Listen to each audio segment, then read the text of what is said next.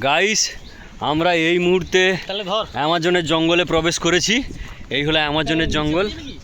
হ্যাঁ, এরপরে আমরা বঙ্গোপসাগর দেখতে পাবো। বঙ্গোপসাগরটা দেখাচ্ছি আপনাদের।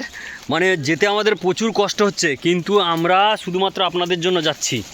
হ্যাঁ, সাথে আমার প্রচুর লোক আছে, কিন্তু কি করা যাবে এখন, বাবারি কীভাবে যাবো এবার। হ্যাঁ, আমাদের বিয়ার গেল ওপারেই আছে।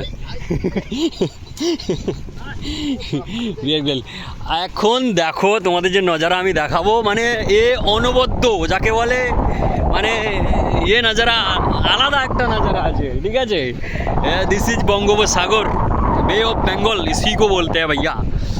ये देख लो, बहुत बढ़िया है। দেখো আগে একটা জাহাজ দাঁড়িয়ে আছে, এপারে পুরো সমুদ্র, পুরো সমুদ্র, অথই জল, মানে কুল কেনারা কিছুই দেখা যাবে না।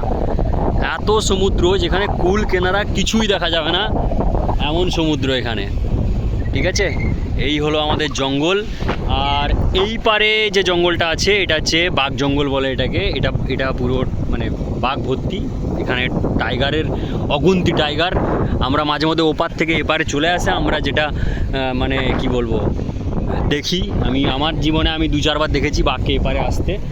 বাকি চর এইরকমই থাকে।